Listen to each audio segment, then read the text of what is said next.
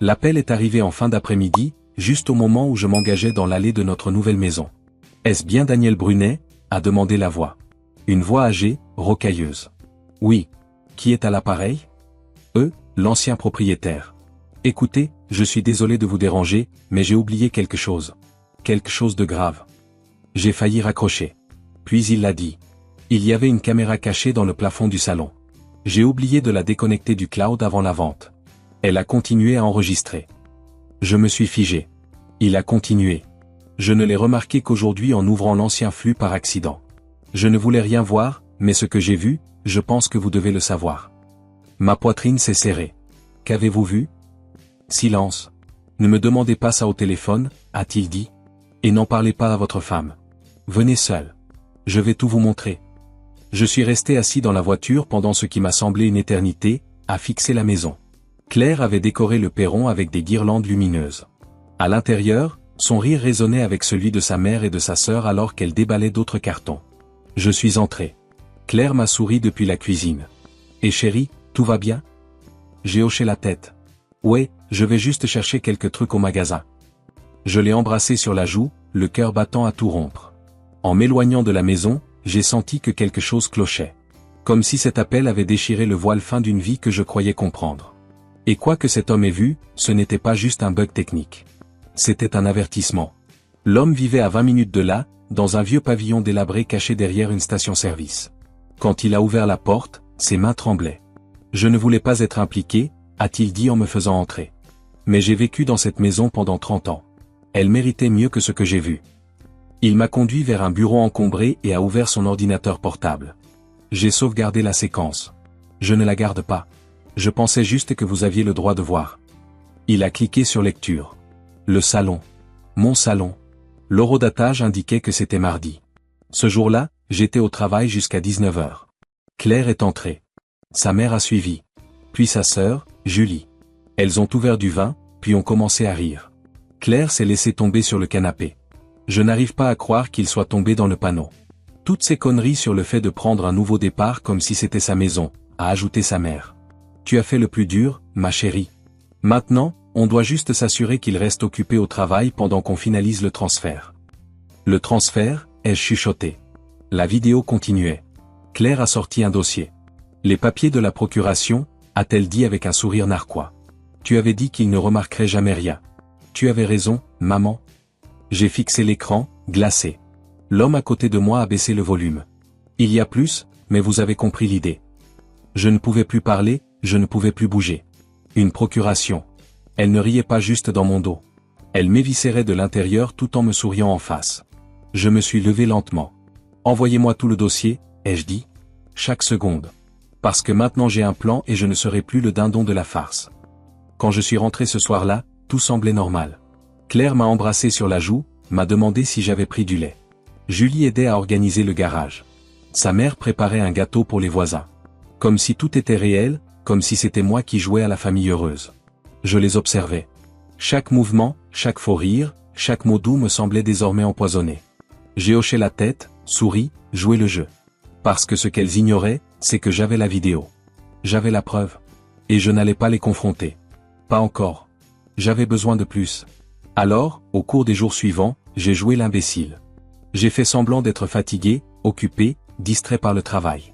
J'ai placé des micros dans la cuisine, le couloir, même sous la table de la salle à manger. J'ai câblé un flux de secours sur le routeur. J'ai mis à niveau le stockage cloud d'origine sans le dire à personne. Elles étaient trop confiantes pour le remarquer. Et c'est là que la vraie conversation a commencé. Julie, tu es sûre qu'il ne contestera pas ? Claire, il est pathétique. Je dis qu'on attend encore 3 semaines. Une fois les fonds transférés, il ne servira plus à rien. Sa mère, ensuite, on le coupe. Net. On lui dit qu'on a besoin d'espace et on vend la maison. Vendre ma maison ? Cette nuit-là, je me suis assis dans le garage en fixant l'écran lumineux de mon ordinateur portable, les poings serrés. Ma bouche était sèche. Mon cœur était de glace. Elle ne planifiait pas seulement une trahison. Elle l'avait programmée. Et je finançais le tout. Alors j'ai ouvert un tableur vierge. Étape 1, engager un avocat privé. Étape 2, rapatrier discrètement tous les actifs à mon nom. Étape 3, leur offrir la performance de leur vie. L'avocat que j'ai engagé travaillait dans un immeuble calme en périphérie de la ville. Un avocat chevronné en droit du patrimoine nommé Maître Henri Masson. Pas de costume tapax en grave-l'œil, pas de bavardage, juste des yeux perçants et une documentation en béton. Je ne lui ai pas tout dit. Pas encore. Juste assez pour avancer. Je voudrais révoquer discrètement la procuration que j'ai signée il y a 3 mois, ai-je dit. Il a froncé les sourcils. Vous comprenez que la révoquer sans préavis pourrait éveiller les soupçons? Je compte là-dessus, ai-je répondu. Nous avons déposé les papiers le jour même. Il m'a conseillé de faire des copies, de les stocker avec une sauvegarde financière et de commencer à placer mes actifs personnels sous protection. Compte bancaire, compte de courtage, surtout, l'acte de propriété de la maison. Elle pensait être en sécurité, que j'étais aveugle. Mais le vendredi, tous les actifs majeurs avaient été redirigés. Je n'ai laissé derrière moi que des coquilles vides, celles autour desquelles elle tournait comme des vautours. Puis est venue l'étape suivante, l'appât. Ce week-end-là, je suis entré dans le salon avec un grand sourire. Devine quoi, Claire? Je viens d'avoir une augmentation. Une grosse. Ses yeux ont brillé. Julie a applaudi. Sa mère a dit, je savais que tu en étais capable. J'ai joué le jeu à fond. Dîner chic, nouveau costume, même un bracelet de remerciement pour Claire. Elle pensait que leur plan avait du temps. Elle pensait qu'elles allaient gagner. Mais ce qu'elle ne savait pas, c'est que je possédais déjà la scène. Et elle ne faisait que lire les répliques d'une pièce que je mettais en scène. J'avais juste besoin de l'acte final, et il serait inoubliable. 2 jours avant leur transfert, prévu, j'ai surpris Claire au téléphone dans le jardin. Ça se passe la semaine prochaine, chuchotait-elle. Il n'est au courant de rien. J'ai préparé la fausse signature. Son nom sera retiré de l'acte avant qu'il ne cligne des yeux. Je suis resté à l'intérieur en sirotant mon café, l'observant par la fenêtre comme si elle répétait un rôle. Toute sa vie avec moi, une arnaque. Une longue escroquerie dont elle était fière. Cette nuit-là, j'ai envoyé un dossier spécial par email à Maître Masson, chaque enregistrement vocal, les vidéos du cloud, les papiers de la procuration mis à jour et la signature falsifiée que Claire pensait que je ne l'avais pas vue s'entraîner à faire. Préparer le dossier final, et j'écris. Motion juridique d'urgence. Je veux que tout soit prêt pour mardi. Calmement, Henri a répondu une ligne. Ce sera magnifique. Je n'ai pas dormi cette nuit-là.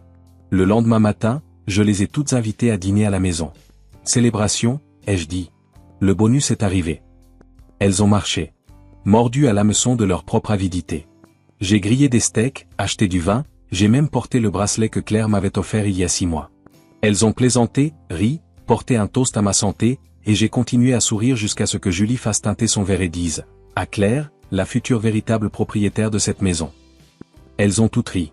Je me suis levé, j'ai levé mon verre aussi et j'ai dit, portons un autre toast mardi prochain. J'aurai quelque chose de spécial pour vous à ce moment-là. Elles ont applaudi. Elles ne savaient pas. Mais mardi était le jour où tout ce qu'elles avaient construit sur des mensonges allait s'effondrer. Mardi est arrivé. Je portais une simple chemise grise. Pas de montre, pas de parfum, juste du calme. Claire est descendue dans une robe rouge. Julie versait déjà des mimosas. Sa mère était au téléphone, se vantant que c'était la dernière semaine dans la maison de quelqu'un d'autre. Elle pensait qu'aujourd'hui était synonyme de victoire. À 9 heures précises, on a sonné à la porte. Claire a semblé confuse. J'ai ouvert. Maître Masson est entré avec un épais dossier beige. Derrière lui, un huissier de justice. Daniel, a hoché Henri. Prêt? Je me suis tourné vers elle. Mesdames, asseyez-vous. Vous allez vouloir entendre ça. Claire a pouffé. De quoi s'agit-il? L'huissier a déplié un document. Claire Vallet, ceci est une mise en demeure et une signification d'actes liés à une tentative de fraude immobilière et à un faux et usage de faux. Julie s'est levée. C'est quoi ce bordel? Henri a souri faiblement. De plus, vous remarquerez que M. Brunet a déposé une demande de gel immédiat des avoirs sur les comptes conjoints en attendant l'enquête pour fraude. Sa mère a crié. Tu ne peux pas faire ça. Je me suis penché en avant. Oh, mais je l'ai fait. Pendant que vous planifiez comment m'éjecter, j'ai tout repris. Vous ne possédez rien? Cette maison? À moi? Les comptes? À moi? Le bracelet à ton poignet? Acheté avec ma carte. Je vais le reprendre aussi. Claire est restée figée. Et encore une chose, ai-je ajouté en faisant glisser une clé USB sur la table. Ceci contient toutes vos conversations enregistrées. J'ai déjà envoyé des copies à mon avocat et la sauvegarde sur le cloud est sécurisée. La moindre représaille? Tout devient public. La pièce est devenue silencieuse. Je venais de déclarer la guerre et elles savaient qu'elles avaient déjà perdu. Le visage de Claire s'est vidé de sa couleur alors que l'huissier finissait la paperasse. Julie a saisi la clé USB comme si elle pouvait effacer ce qui était déjà gravé dans le cloud. Tu es fou, a sifflé Claire. Non, ai-je dit. J'étais naïf. Il y a une différence. Mais maintenant, je vois tout clairement. Elles n'ont pas bougé. Faites vos valises, ai-je dit froidement. Vous avez jusqu'au coucher du soleil. Mais c'est notre maison, a crié sa mère. Non, c'est la mienne. Et n'oubliez pas que le crédit, le titre de propriété, les charges et chaque compte sont à nouveau uniquement à mon nom. Vos noms ne sont sur rien. Vous avez tout misé sur une fausse signature, et vous avez perdu. La voix de Julie s'est brisée. On essayait juste d'aider Claire. Elle mérite mieux. Mieux que quoi? Que de construire une vie ensemble? Ai-je demandé? Elle ne voulait pas d'un partenariat. Elle voulait le contrôle. Mais je vous ai donné du respect, de l'amour, de la confiance, et vous avez transformé ma vie en un jeu. Claire a essayé de jouer la victime. S'il te plaît, Daniel, parlons-en. Ne fais pas ça devant eux. Devant eux? J'ai ri. Tu les as impliqués. Tu as comploté avec eux. Puis j'ai montré l'huissier du doigt. Escortez-les dehors si elles ne sont pas parties avant 18 heures. Je suis passé devant elles et j'ai monté les escaliers. Pour une fois, le silence m'a suivi. En bas, le bruit des tiroirs qui s'ouvrent, des fermetures éclairs des sacs et des femmes brisées qui marmonnent entre elles a remplacé le venin qu'elles crachaient autrefois avec fierté. J'avais tout repris. Mais je n'avais pas encore fini. La pièce finale de la vengeance qui laisserait une cicatrice qu'elle porterait pour toujours. Au moment où le coucher de soleil peignait le ciel de traînées rouge sang, leurs valises étaient empilées sur le trottoir. Claire a été la dernière à sortir, le mascara qui coulait, essayant encore de comprendre comment tout lui avait glissé entre les doigts. Mais je ne regardais pas par la fenêtre. J'étais déjà au centre-ville, dans la salle de réunion d'un gratte-ciel vitré, remettant le dernier dossier à mon contact chez le cabinet Lambert & Roux, le cabinet prestigieux que Claire avait toujours rêvé de rejoindre. Vous êtes sûr de vouloir aller de l'avant?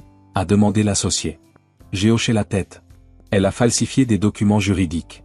Elle a utilisé des enregistrements privés de clients pour tenter de me faire chanter. Et il y a des preuves qu'elle a essayé de manipuler des actifs de l'entreprise. Il a expiré. Alors elle n'exercera plus jamais le droit. Je me suis levé et lui ai serré la main. C'est exactement le but. À minuit, la licence de Claire avait été signalée au barreau. Ses offres de stage annulées. Son nom marqué au fer rouge. Son LinkedIn bourdonnait déjà de questions.